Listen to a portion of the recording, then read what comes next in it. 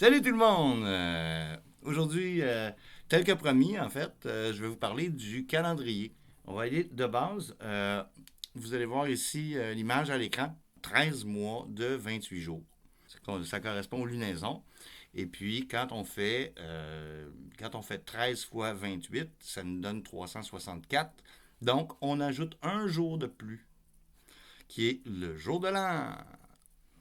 Pourquoi je vous parle de ça? Parce que en ce moment, on est le 31 janvier, donc à partir de demain, le 1er février, c'est la pleine lune, et puis on a un mois de 28 jours.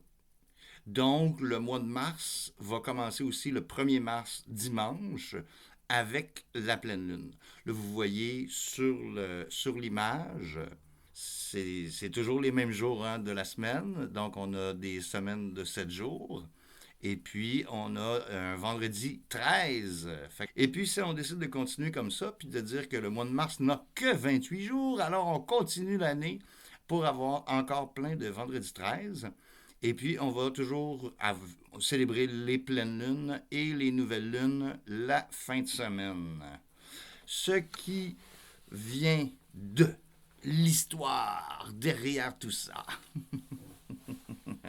Alors, chez les Celtes, chez les Mayas, en Éthiopie, en Amérique du Nord, je vais revenir là-dessus, chez les Haïdas, à Bali, en Afghanistan, chez les Maoris, pour les Hébreux, je reviendrai sur les Hébreux, et en Chine aussi, il y a toujours eu des calendriers de 13 mois. Comment est-ce que notre calendrier est arrivé comme ça? Alors, c'est le calendrier julien qui a été inventé. Le calendrier julien qui a été inventé par Jules César, en fait, pour que seuls les gens de l'Empire vivent dans un temps qui corresponde avec leurs échanges commerciaux. Jusqu'en 1582, où le pape Grégoire a fait le calendrier grégorien en enlevant 10 jours. Il a fait disparaître 10 jours d'un seul coup pour pouvoir ajuster son calendrier. Bon, je vous parle de ça pour plusieurs idées humanistes. Alors, les changements de calendrier se sont effectués dans l'histoire. Certains faits historiques comme la Révolution française, par exemple, le calendrier révolutionnaire qui a commencé au jour du couronnement de Napoléon, je crois, c'était un calendrier de 13 mois. Thermidor, et puis en tout cas, il y avait des noms à coucher dehors. Là. Ben, Thermidor, c'était le mois chaud, en fait. Hmm. En ce moment, on se fait imposer un nouvel ordre mondial qui ne correspond pas à la nature, qui ne correspond pas à l'humanité.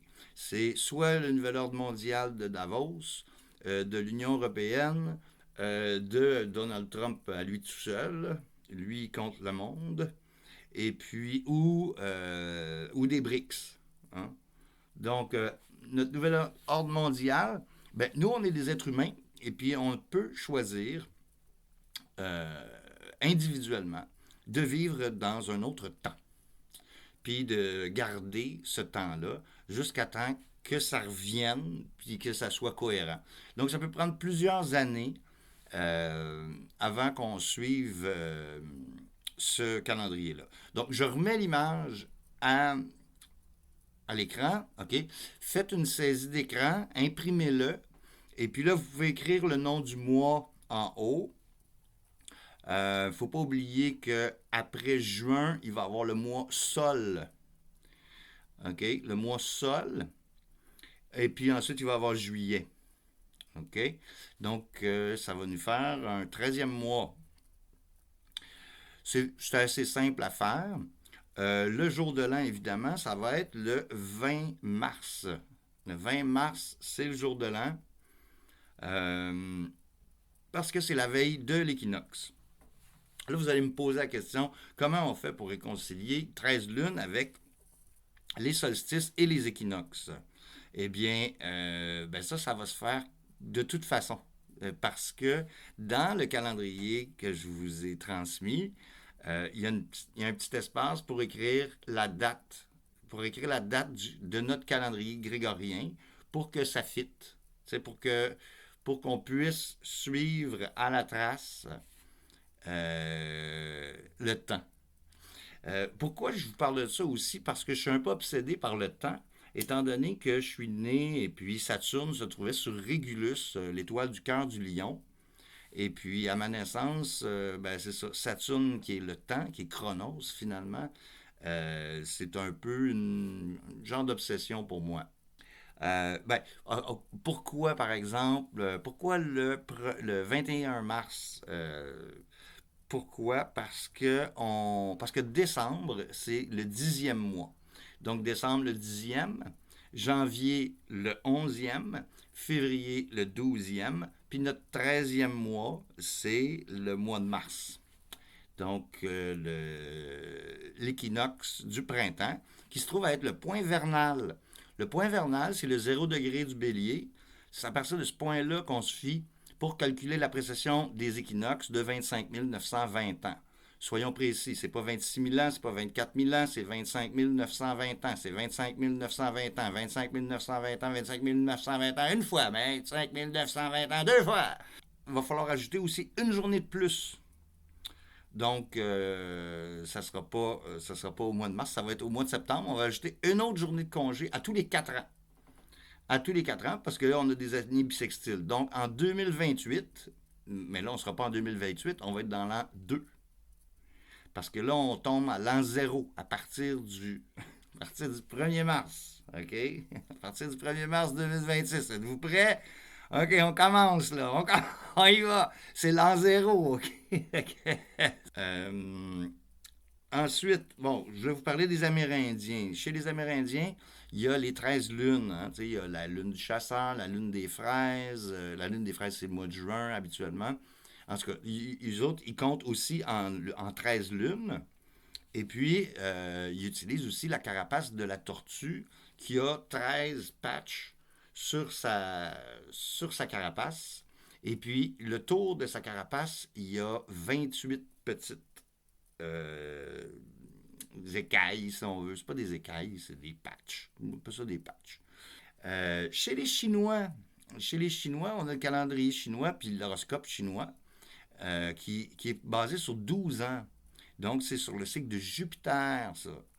Fait que ça aussi, on peut suivre les cycles de Jupiter en tant qu'être humain parce que c'est cohérent, parce que c'est très cohérent avec la nature.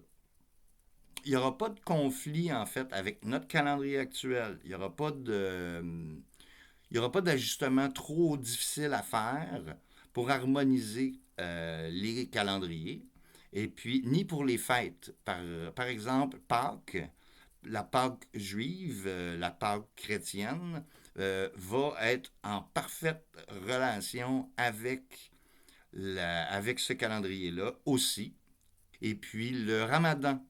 Le Ramadan aussi il va tomber. Donc, c'est dans le total respect des croyances et des religions. Il faut savoir aussi que The League of Nations, avant que les Nations Unies soient fondées, dans les années 20, la League of Nations ont voulu proposer le International Fixed Calendar, donc le calendrier fixe international, qui était composé de 13 mois. Ça n'a pas passé au Conseil. Il faut savoir aussi que déjà le calendrier grégorien, ça a pris 150 ans avant qu'il soit adopté presque partout. Puis il y a encore 4 pays qui n'utilisent pas le calendrier grégorien. Ça a déjà occasionné un gros problème entre les Russes puis l'Empire austro-hongrois qui ont eu une guerre, une bataille, puis à cause qu'ils n'étaient pas sur le même calendrier, les Russes se sont présentés quelques semaines, 15 jours en retard ou quelque chose comme ça, parce que le calendrier avait changé. Et puis, ils sont arrivés sur le champ de bataille, et puis, il n'y avait personne. Puis là, ça l'a foutu un bordel. Euh, L'autre truc qui est comique, c'est le poisson d'avril. Le poisson d'avril, parce qu'autrefois, en Angleterre, le jour de l'an, c'était le 1er avril. Et puis quand ça a été changé, c'est devenu le 1er janvier. Et puis, les gens qui célébraient le 1er janvier se foutaient de la gueule des gens qui célébraient le 1er avril. Puis après ça, April Fool's Day, le jour des fous. Le 20 mars, c'est le solstice. Pas le solstice, pardon, l'équinoxe. Le 20 mars, c'est l'équinoxe. Et puis, la, c'est la meilleure, c'est la journée du début du printemps, c'est la journée du début de l'année. C'est comme si on appliquait une année à une journée, on pourrait dire que le 20 mars, c'est le lever du soleil. C'est la première heure. Et puis, c'est sur ce moment-là qu'on va dire, on va passer une bonne année. Puis on va dire, bonne année! Quand on est utilisateur de ce calendrier-là, tout ce qu'on a à écrire, c'est CA, donc calendrier alternatif.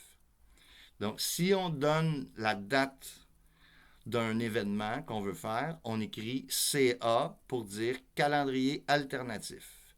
Donc, ce que ça va faire, c'est que toutes nos activités humaines, okay, qui n'ont rien à voir avec le World Economic Forum, qui n'ont rien à voir avec, le mondialisme, qui n'ont rien à voir avec la Banque mondiale ni le FMI, euh, ça va faire que nous, on va se retrouver facilement dans ce calendrier-là. Et puis, ben moi, je souhaite que les humains l'adoptent, quitte à ce que ça soit fait en secret, mais que ça perdure parce que de toute façon, la Lune, elle ne cessera pas de tourner autour de la Terre, et puis la Terre ne cessera pas de tourner autour du Soleil non plus. Donc, pour être dans un état de cohérence, d'être dans le temps, dans un temps qui est cohérent, je vous invite à adopter le calendrier. C'est pas quelque chose qui vient de moi. C'est pas moi qui viens d'inventer ça. C'est la Lune qui décide. C'est le Soleil qui décide. Et puis, il y a eu beaucoup, beaucoup de propositions. Et puis, l'humanité a vécu selon ce calendrier-là pendant des millénaires. Et puis, ben, il serait peut-être temps qu'on retourne à quelque chose d'un petit peu plus cohérent.